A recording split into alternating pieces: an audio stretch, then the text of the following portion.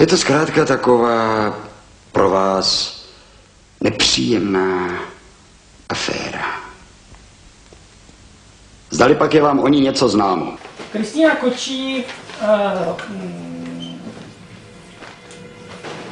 ve svých výpovědích i do médií, ze svých vyjádření říká, že se mnou měla spory. To tvrdíte vy. Ale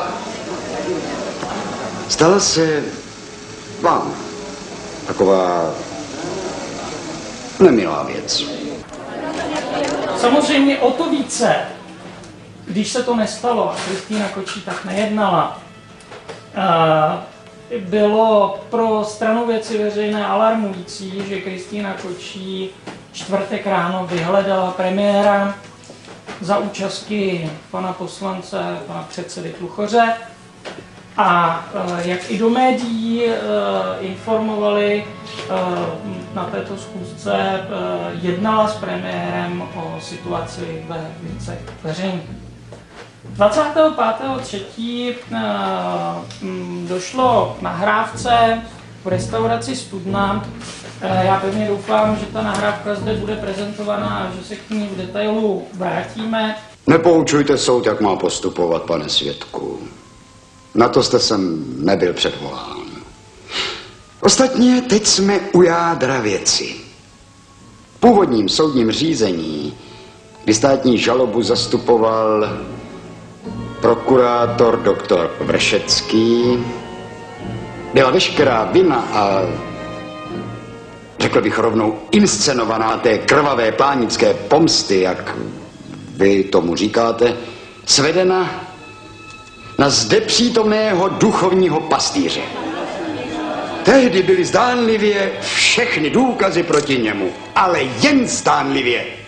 Co já považuji za velmi zásadní je si připomenout to, že to byl klíčový poslanecký klub, kdy jsme s úlevou přijali informaci o tom, že ten, kdo vynášel informace z poslaneckého klubu, Jaroslav Škátka, ten, který podle deníku Respekt podával novinářům informace mimo záznam, ten, který několikrát měnil svoji výpověď o tom, co je půjčka, co není půjčka, ba dokonce, že přijímal finanční částky několik měsíců už předtím od Radima Vysloužila, pana poslance Babáka a celou řadu dalších nesmyslných tezí a informací, tak s úlevou tento poslanecký klub přijal odchod pana Škárky ze strany Věci veřejné. Jindy jste tak nepospíchali. Poslyšte, nebyla spíše motivem vašeho rychlého zásahu ta skutečnost, že v Plánici, tak jako ostatně v jiných obcích, rolníci zrovna nejásali nad tím, čemu se říkalo v 50. letech tak výstižně kolektivizace? Záměrně šlo o restrukturalizaci koalice věcí, restrukturalizaci koalice ODS, TOP 09 za účasti některých poslanců Věcí veřejných.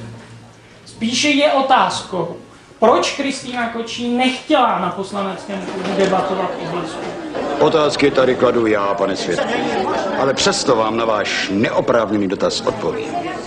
Chci tím říct, že celá ta plánická provokace byla jenom šachovou partií státní bezpečnosti, dobře připravenou a promyšlenou.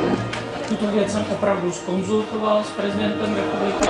Ticho, prosím! Ovšem, ale je třeba oddělit zrní od plét. Disciplinovaný člen Sboru národní bezpečnosti. Jak můžeme vědět, že on nebyl oklamán?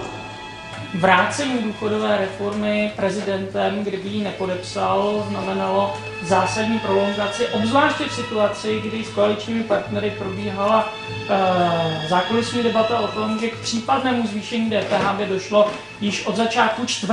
kvartálu roku 2011, tak aby elasticita trhu ve vztahu k DPH mohla zafungovat lépe v době maximální poptávky předvánočních nákupů. A odhalil tak morálně, ano, morálně. A je velmi pravděpodobné, že i písemným doznáním celé pozadí procesu. tehdy Kristýna Kočí na to nijak nezareagovala. To tvrdíte vy. Kristýna Kočí na to odpověděla jinou SMS-kou, která jasně říká: Hrozili i mě, dali mi do dneška ultimatum, ale už mě nenajdou. Kristýnu Kočí zde načapal s místopředsedou ODS Pavlem Drbilem a v tomto kontextu Kristýna Kočí byla prezentována jakožto zdinosauření. Onen útok blesku na Kristýnu Kočí většina poslanců zhodnotila tak, že je všechno v pořádku.